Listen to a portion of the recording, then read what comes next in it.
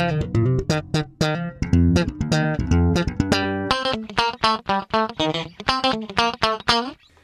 welcome to Screencast 5, the social media aspects of media online at your library. And, a lot of people don't consider social media to be serious online media browsing, but that's my main use of it. And in order to show you how that's done, I'm just going to give you a little example of what my morning media diet consists of. And that would often start with Twitter. Almost every morning I look at Twitter to see what my friends and contacts are reading. The theory here is that if you have similar interests to your friends and people who you respect and follow, that they're going to give you good things to read. And in my experience, it works pretty well. So we start off with Twitter here, and if you've never used Twitter before, you go to twitter.com and you can set up your account here by putting in your name, email, and password. I'm going to log in as myself. Hopefully it's going to work. When we open Twitter, when we get logged in, if it's your first time, you may not see much because you're not following anybody yet. But as you can see, I'm following 757 people. That's quite a lot, actually. You might want to start with a smaller amount. How do you know who to follow? So first of all, Twitter will give you suggestions. And when you first start up, it's going to be a lot of sort of famous, well-known people that they'll suggest. But as you start following people, it learns the topics you're interested in and will give you better suggestions. So you can always click on the View All Following Suggestions, and it will give you some ideas. As you can see, it suggests a lot of media people for me, Nicholas Kristof of the New York Times, and Boise people as well. And if you want to follow any of these people, you just click Follow. Let's go back to my timeline. This is called the timeline, and it's a chronological list of all the tweets of the people that I'm interested in. There's a 500 million, 500 million or so users of Twitter. You can't possibly follow all of them. There are millions and millions of tweets a day. So you basically pull out of the stream, the bigger stream, of information, the stuff that you're interested in, or the people that you're interested in. So when I wake up in the morning, I actually use a desktop application instead of the browser, which I'm going to show you here. I'm going to minimize this and pull in my Twitter app. This is the Twitter for Mac app, and it's also what it looks like on your cell phone or your smartphone, which is a really nice way of browsing Twitter if you have such a device. So this is the morning news from my friends and contacts and people who I've found valuable for providing information. So I can just go through pretty quickly and see Todd Vorak is the AP Bureau Chief in Boise. I have lots of different interests, so there's a lot of journalism stuff on here. And I'm going to just scroll down kind of quickly until I find something that I'm interested in. And let's see. This is kind of interesting from the North End, a friend of mine in Boise. So if you find something that you like, it doesn't look like a traditional link, but this highlighted piece is the link. And it will pull up, I'm going to move this out of the way for a second, it'll pull up that link. Library of Congress to receive entire Twitter archive. I think that's pretty interesting.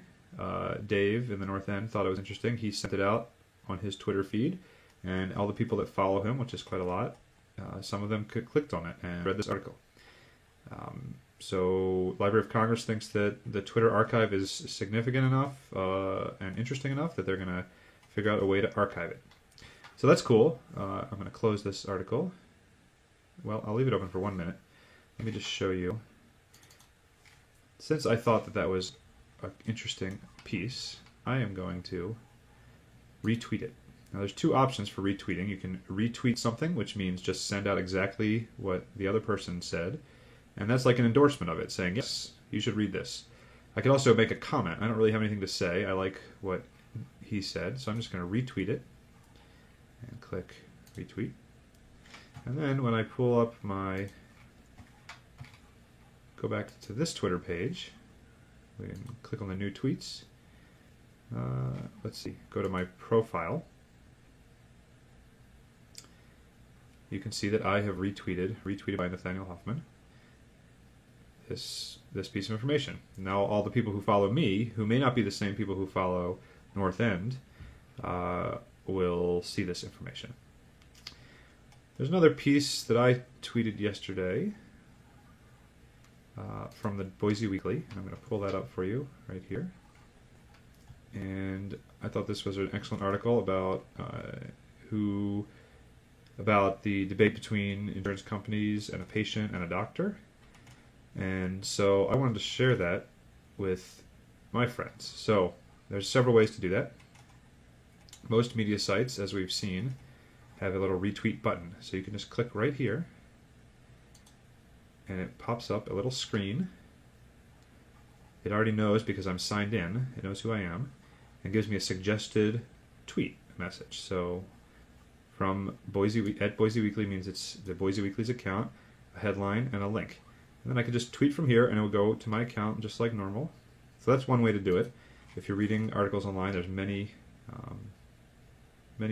almost every media agency has at least a tweet button, often a Facebook share too. I think at the bottom they might have a share option.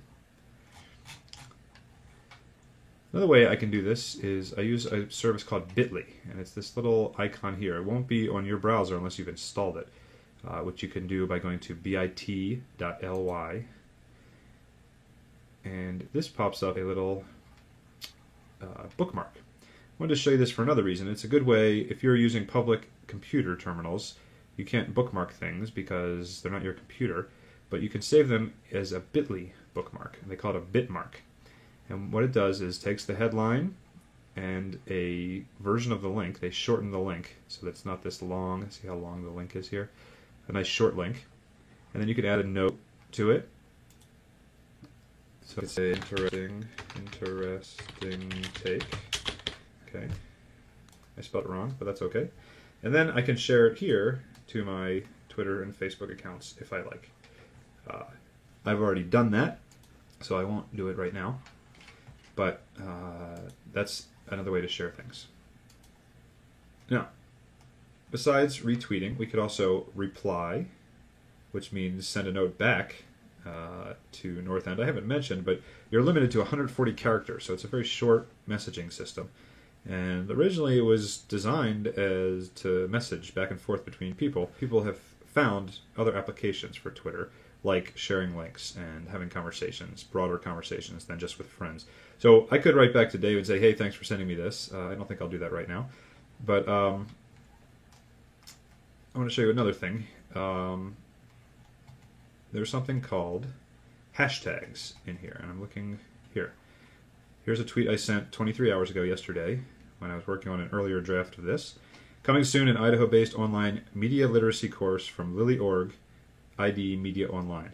So there's two hashtags in here, and they have a little hash mark, the number sign, next to them. And this is a way of organizing tweets. So you may not follow everybody who's interested in media literacy, but if you click on media literacy, you'll see any tweet that has mentioned this hashtag, including top tweets, so most popular or most followed tweets that mention media literacy, all tweets that mention media literacy, and just tweets from people I follow that mention media literacy. And if we go down through here, we see media literacy program, importance of media literacy, and they're not just hashtagged, they're also doing kind of a general search for that term. And if I look at people I follow, I bet there'll be several, because I follow a lot of people that are interested in media literacy, mostly myself. Anyway, this is a specific hashtag for this course that you're taking, ID Media Online. And as you can see, there's not many tweets mentioning it yet because we haven't gone live with the course yet. But we're going to ask you in a few minutes to send out a tweet using this hashtag, ID Media Online, and giving the link of this course on the Lilly.org website. And so there ought to be a growing list of people tweeting about this course with the hashtag ID Media Online. Now, if you look here in trends, it always tells you what the most used hashtags are. So as you can see, Penn State is a big trending thing today trending term today because of the fines that the NCAA imposed on the football program today. So there's always stuff trending on Twitter, and you can change the type of trends you want. Do you want global trends, what's trending all over the world, what's just trending in the United States, or whatever country you're interested in? Okay, so if we want to see tweets trending in Mexico City specifically, we can see Mexico City trends.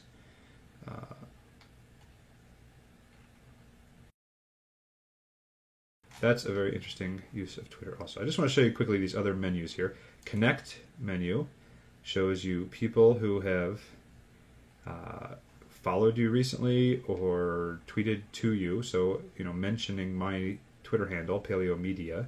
Everybody has a handle that starts with an @ sign. It's a nickname on Twitter.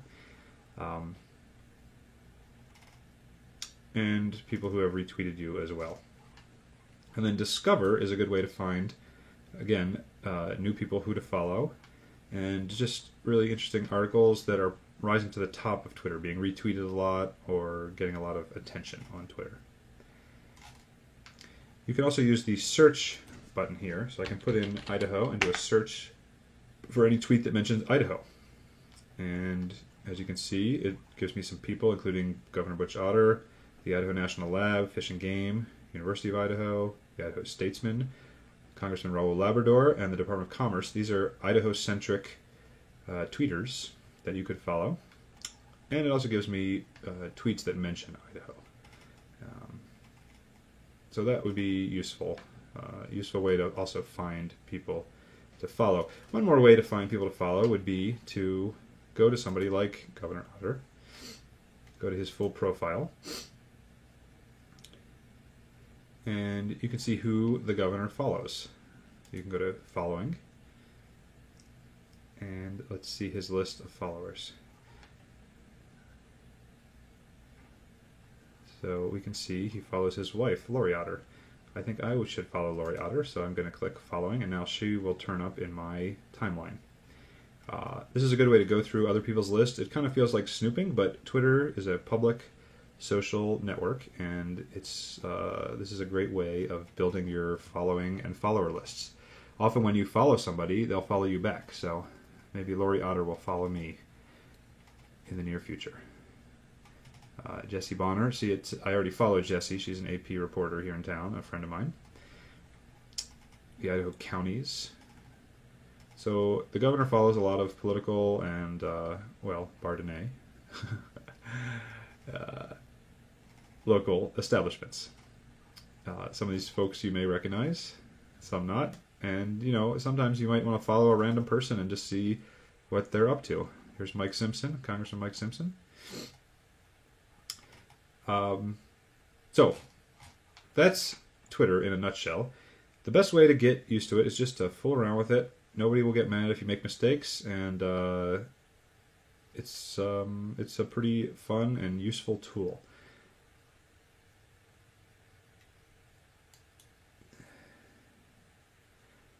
Sometimes you don't know if somebody's on Twitter or not, so you could look up Butch Otter Twitter, and it will often give you the results. Twitter.com Butch Otter, and this will take me right to his profile page, I believe. Yeah, so we can see what the governor's been up to on Twitter. You can see he doesn't tweet all day long. That's good because he has other things to do. Now let's look at Facebook for a minute. Facebook is quite different from Twitter, although it has a lot of similar features. You can share links, and you can actually have more than 140 characters to describe them.